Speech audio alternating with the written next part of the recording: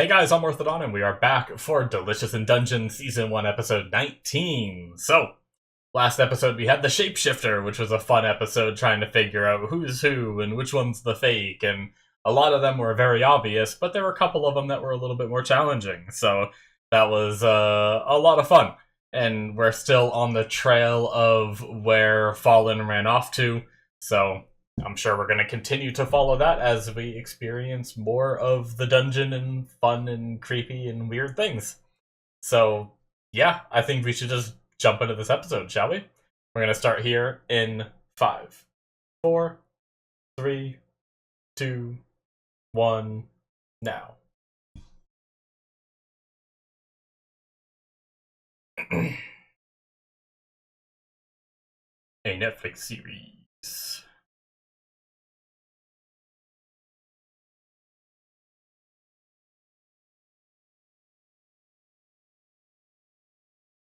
You know what I was like? I was just looking briefly at Netflix before starting this episode, and I didn't see season 2 on here. It's supposed to be a Netflix show, and I think season 2 is at least airing right now.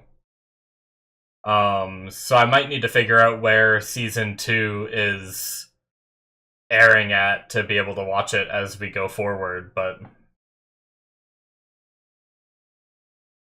because I'm guessing this is only like 24 episodes or something, right? Unless they didn't separate this by seasons. No, 24 episodes.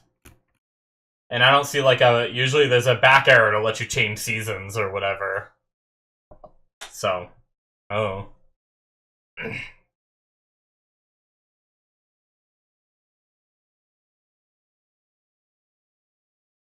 Maybe it like airs on Crunchyroll until it finishes and then Netflix grabs it or something.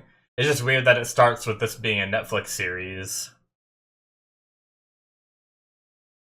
If it doesn't just start on Netflix. Anyway. That's right! I forgot. Asebi showed up at the end of the episode.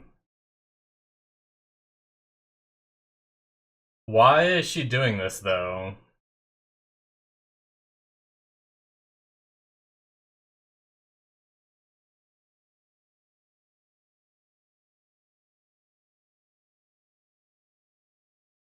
Oh.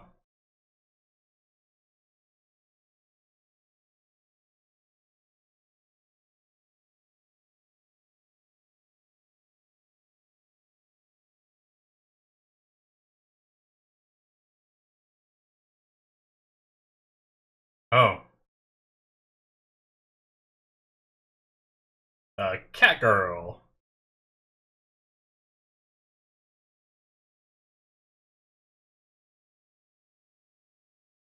Hmm. Artificially made. Ah.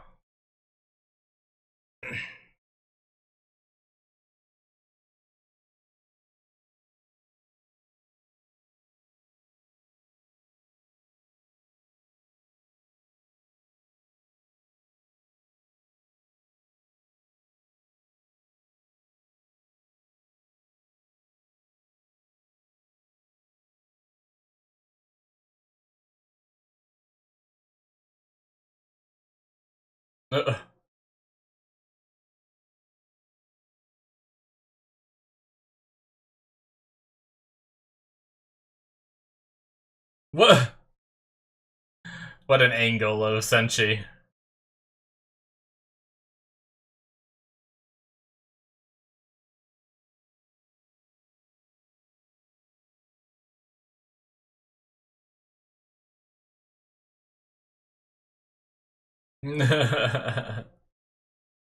No, Senshi just wants to feed him.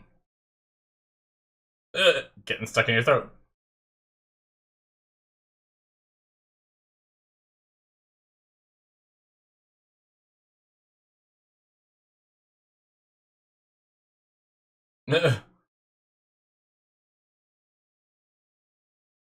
Trying to find the stuff that isn't monsters. Probably my imagination. Oh no.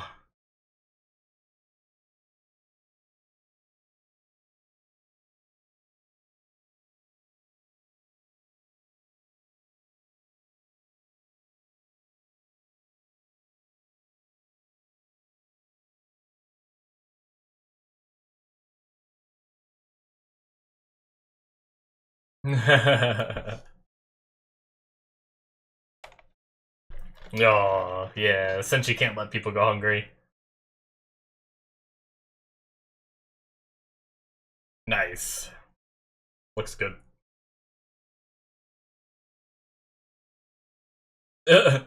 Smoke just goes right in her face.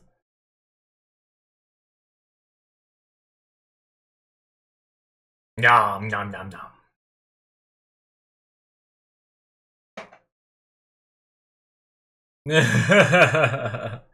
Eating like a cat.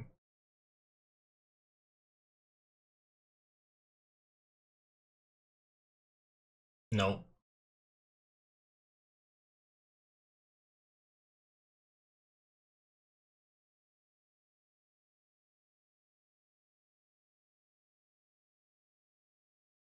Oh, what? Did she eat it off the floor anyway? Oh, she doesn't like the mushrooms? Oh, no.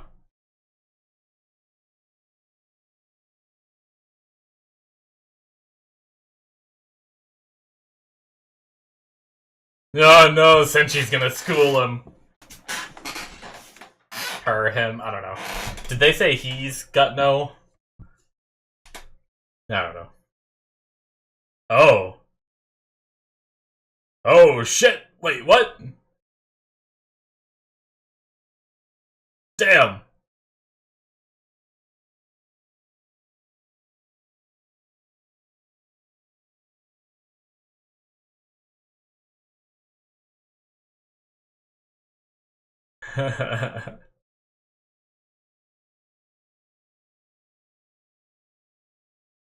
Senshi is just ignoring this thing just to school this girl.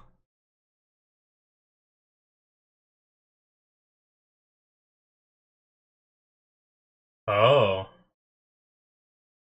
Interesting.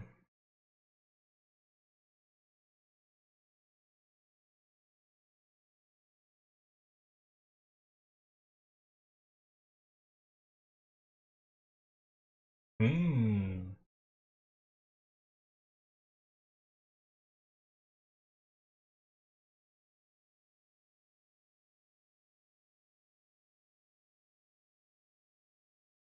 Oh.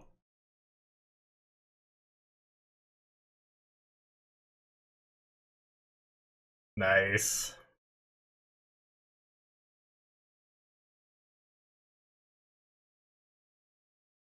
What?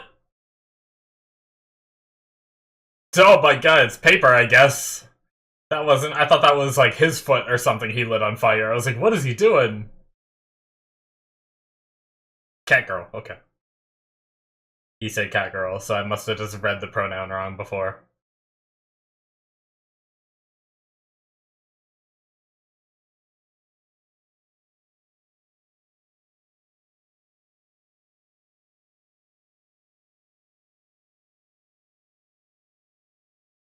It looks like one of the spells is gone, though, right? Like the marks on the neck are gone.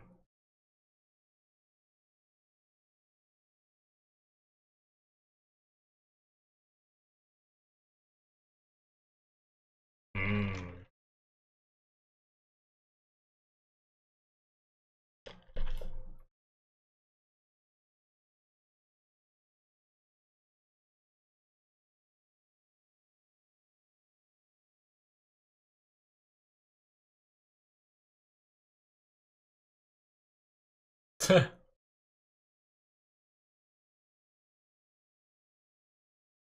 She didn't do that?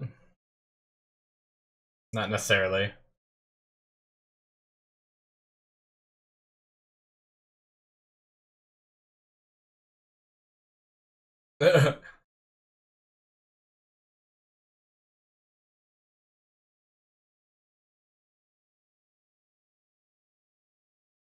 Oh.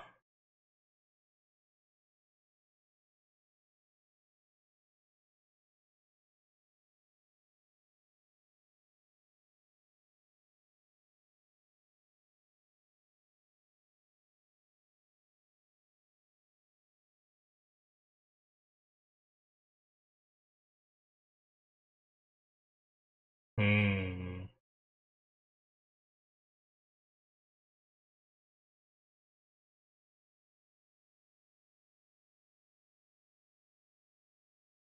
Well, damn. It's gonna be rough for not just her to hear either, Lilas too.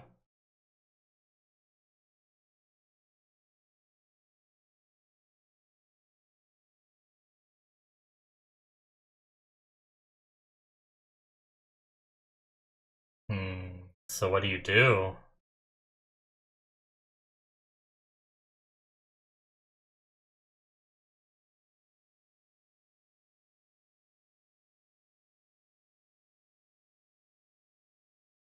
No.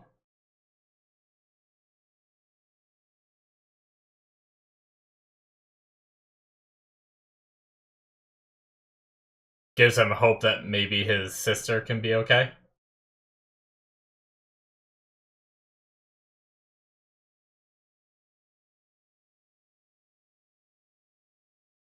That's fair.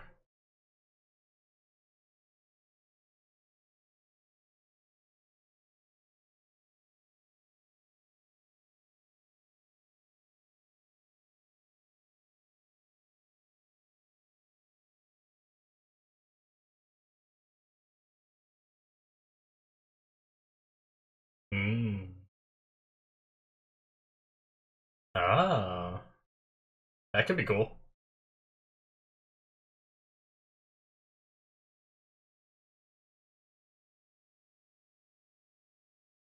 Izutsumi.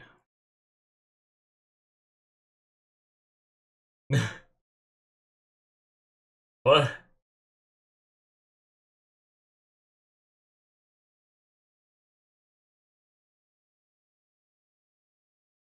Oh.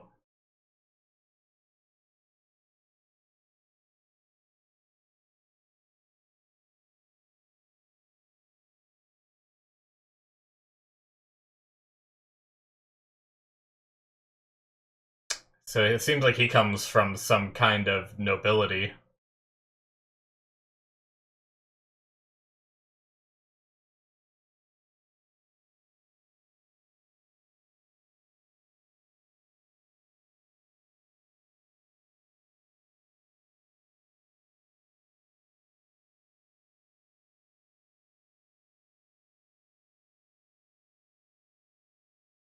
Hmm. Is this some kind of spell on him? I thought he was just dreaming, but now that he's becoming self-aware.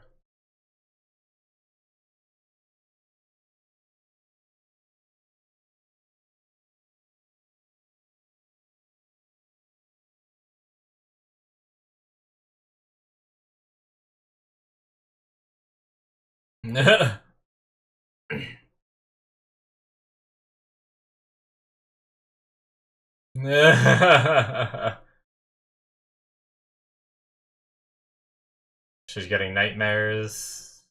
Does he get... So whenever they sleep, do they get nightmares? Oh. Oh. It's a monster. Jeez.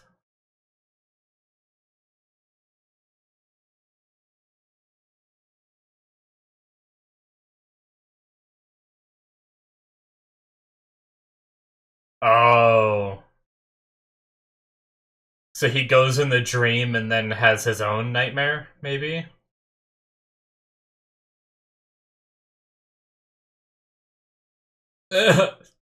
Trying to count.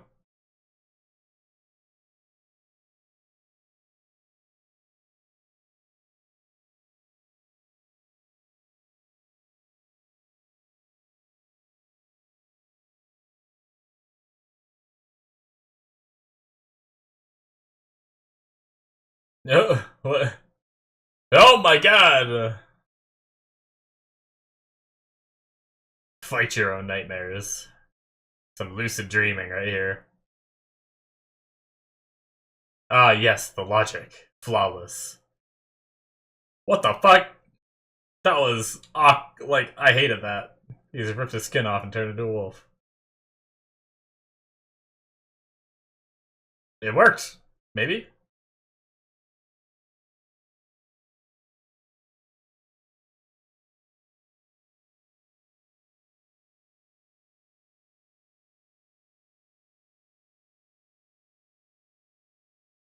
Oh, little Marshall.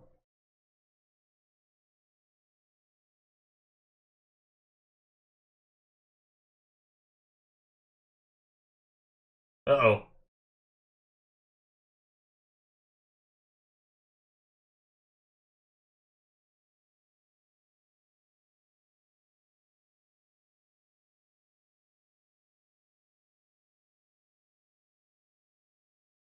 Hmm.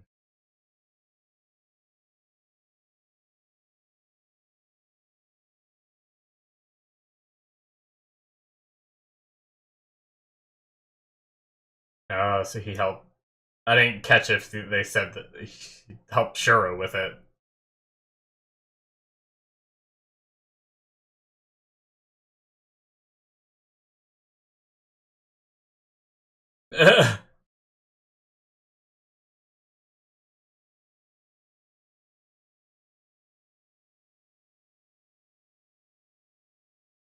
Oh.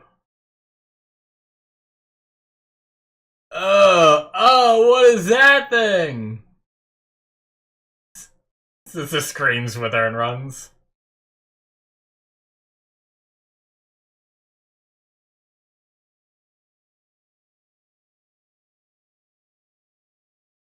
Hmm.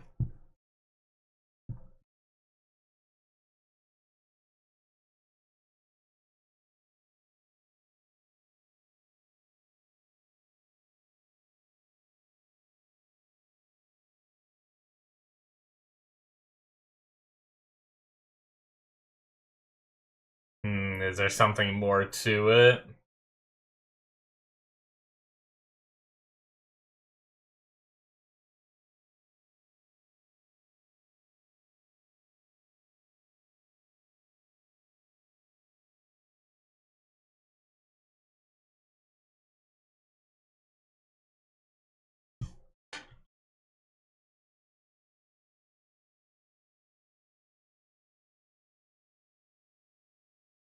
Uh-oh, is it right behind you?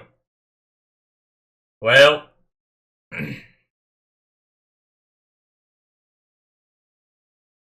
Oh, the little hand. Uh-oh. What?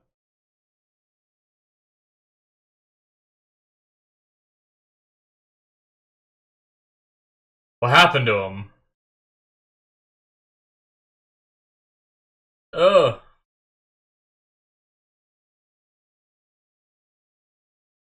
Oh no!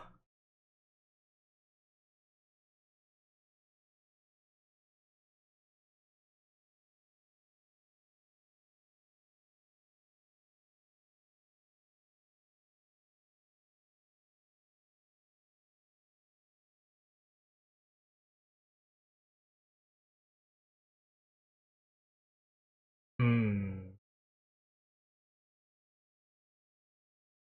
The magic is scaring her?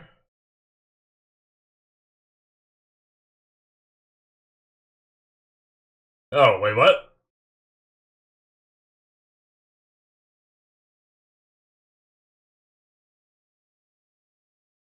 Hmm. Okay.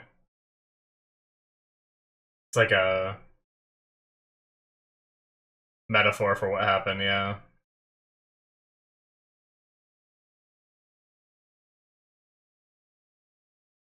It's just pushing her into the monster.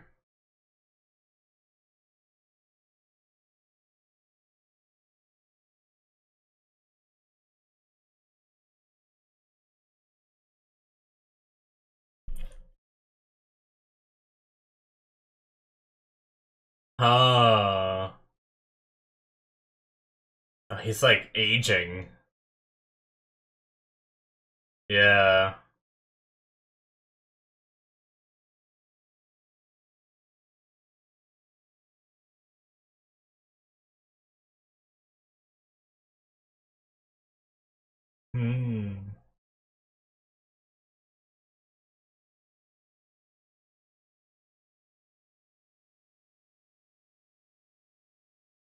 I'm really intrigued by this.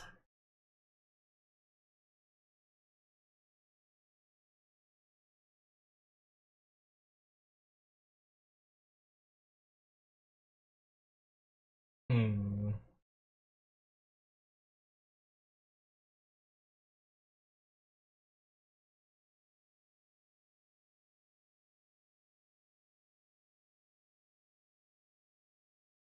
What a fucked up thing to say.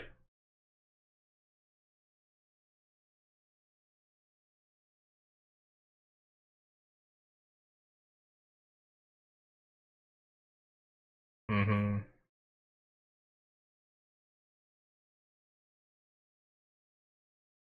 Ugh. It's like freaking Pride from FMAB.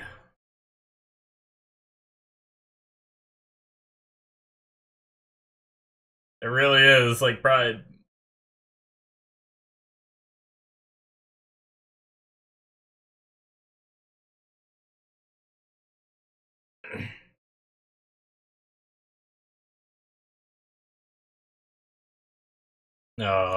Fallen painting back there. I didn't notice that before.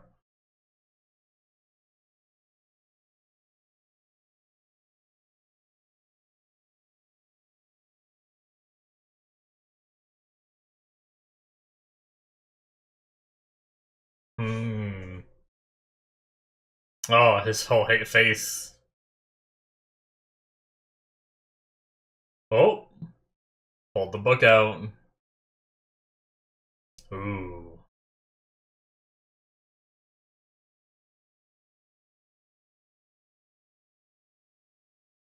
Just hit it with the book. Okay. Oh, the color coming in, that was really cool. Right. Oh, that's funny.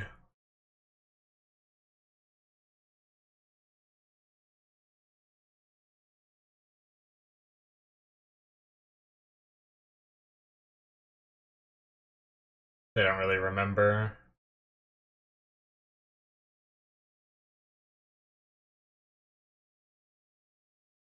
Hmm.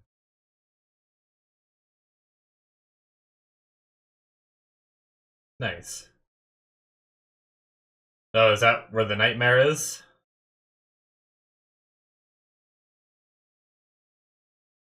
What?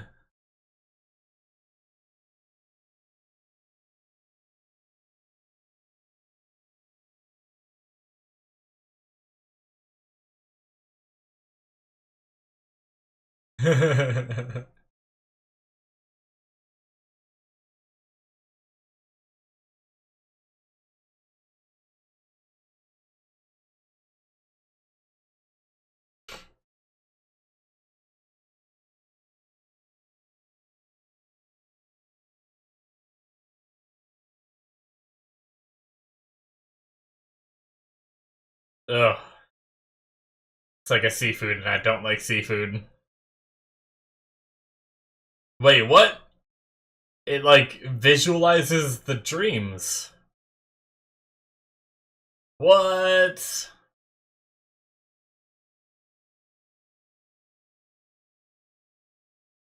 Ugh, he's the fluffy dog.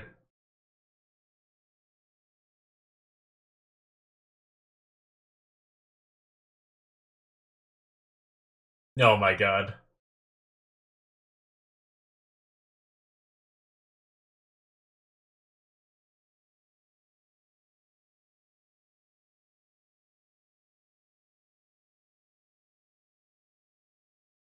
Alright.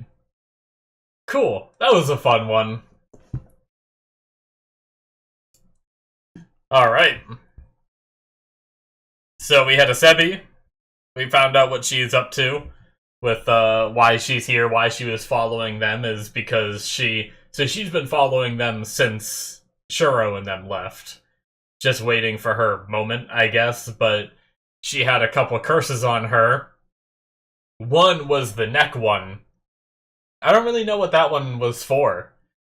But and then the other one was the mixed soul, right? That made her a artificial beastman. But yeah, it seems like she might be. I mean, maybe she'll change her mind, but at least for now, she seems to be a part of the group. I guess we'll see as we travel. But that could be interesting. We haven't had any new people to the party really, other than like stepping in for like one episode or something. So if we add another one, I think that could be kind of fun. Kind of shake up the dynamic a little bit. Kind of have a fresh face to the eating of monsters and stuff. Like she said, she won't eat any monsters, but if she stays with them, I feel like she's gonna have to. I feel like they're gonna run out of food to keep feeding her since they don't go back to the surface to resupply. That is it, guys, for episode 19. Um, but yeah, since they don't go to the surface to resupply on regular food, I feel like if she stays, she's gonna have to. Her real name is Itsuzumi. I'll do my best to say that one. Asebi is so much easier to say, but maybe if she wants to go by that name from now on, then I should try to get used to calling her that. But but yeah, so we ended up dealing with whatever that the first curse was on her that was around her neck, and they ended up having to fight it. It seemed to be some kind of thing made out of paper, but like comes up and just tries to stab you in the head. Kind of fucked up. And they just beat it by, chopping it in half and then lighting the feet on fire and then just pushing the fire feet into the body, which is just a funny way to defeat it. But I love how Senshi just, like, didn't care about this monster. He just, like, kept, like, trying to teach her proper etiquette and things like that. Like, just, like, schooling this kid.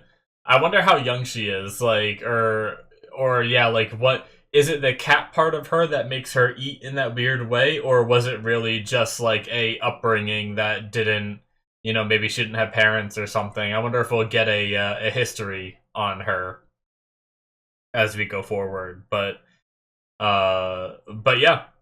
And then we had the nightmare stuff, which was interesting. We got kind of like a dive. We got a little bit for Laios, right? Like, the parents saying you're not capable of doing this, like, kind of shows, like, if that, I mean, it is a fear, so it could be exaggerated, but I wonder if his parents really were like that, Or is it just one of those things where it's, like, way over-exaggerated just to, like, piss him off? I'm not sure. But it seems like there were a lot of people saying he's not, like, good at what he does, he's not a good judge of character, and stuff like that. I mean, we did just have the whole situation with him and Shuro where he thought they were friends and they weren't, so it makes sense that they'd start poking at his judge of character, but the parents being there and judging him for, like, not being, like, good in school, not being good in dungeons, like, why would you leave home when you can't amount to anything?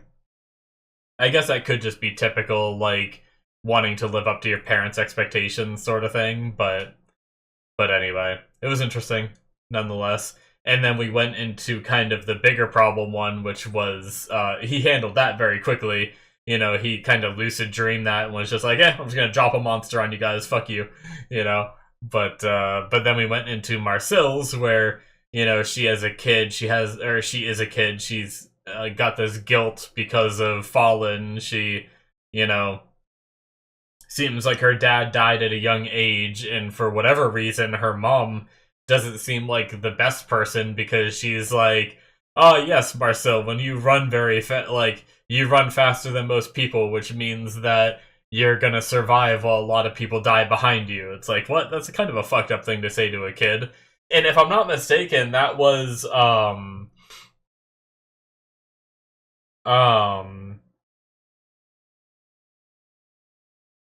that was the mom that said that, right? Not the bird.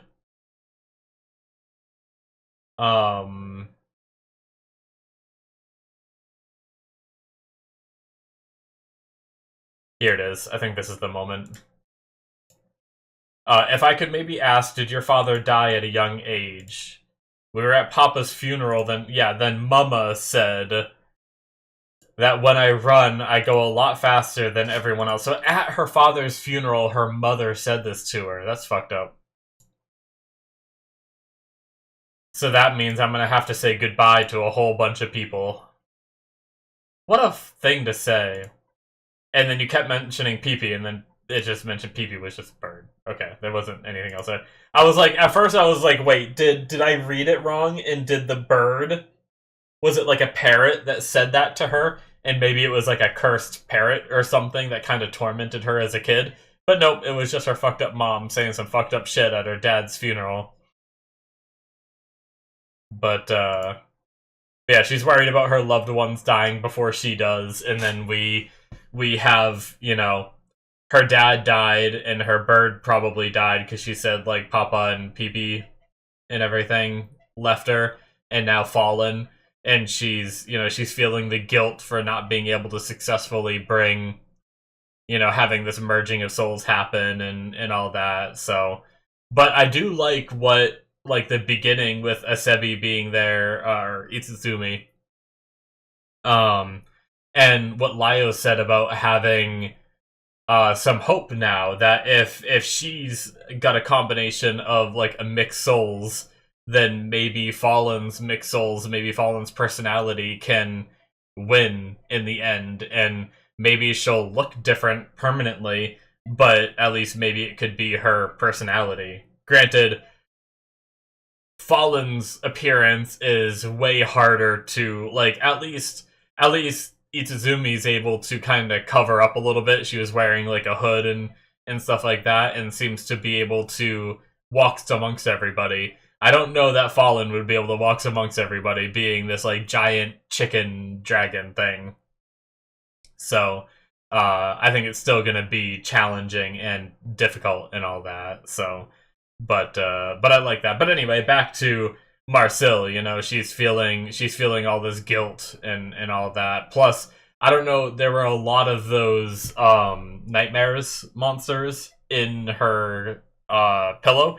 I don't know if because there was more of them, if that made Marcel's dreams more intense and harder to beat, unlike Laios being able to beat them pretty quickly. Or maybe it's just Laios knowing what he's getting into. You know, like they say if you're like, if you go to sleep being more aware of what you're trying to do, it makes it easier to like lucid dream and stuff like that. So it could have just been that. But anyway, yeah. So the fear and the guilt of losing Fallen, and what she might be the reason why they permanently lose Fallen and stuff like that, plus these monsters that are just feeding on that and pulling it to the surface, you know, just accumulated into this, you know, mass of, you know, and I mean, it makes sense that the monster turns people old, right? Is because her fear is that she's gonna outlive everybody and stuff like that. So when the monster touches people, it turns them old and they just age to death. Just like, you know, she's also an elf, so she's gonna age, you know, 500 years is what they live on average.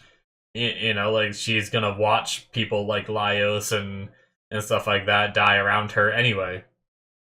So it was definitely really interesting, and I like the way it like manifested. I like that Laios was able to, you know, like, she was like, if only I had that book, and he's like, imagine you have it, you know, like, and she was able to take control of the dream. And I love that she just like hit it with it. Like, she didn't even like open it and look at like the spell or whatever, that like a spell that could help her win this or whatever. She just hits it with the book, and he's like, is that how you're supposed to use it? But then when like the color splashed in, that was really cool. Like the monster gained some really like vibrant and pretty color too. I thought that was really interesting. Oh, did I already go past it? Damn. I was trying to see,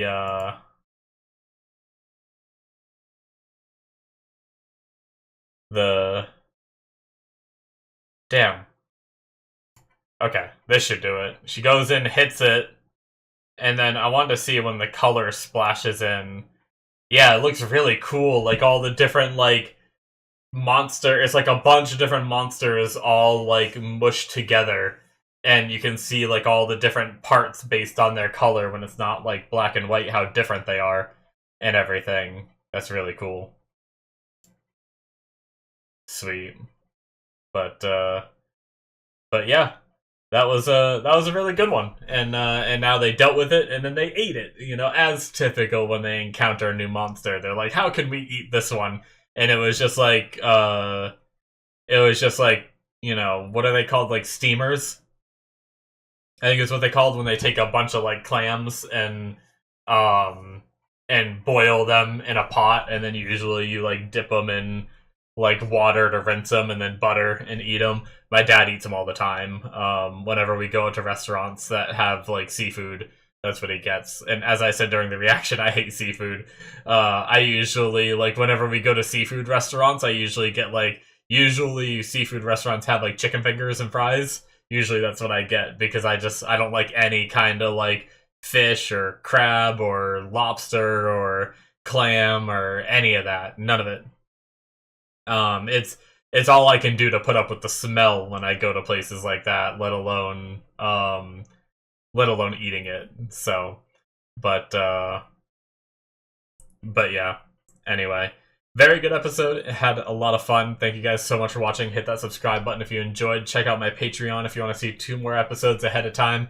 You can do so on there through the early access tier. There's also early access for a lot of the other shows that I do on my channel as well. And then there's also the Patreon show tier, which is $5 more.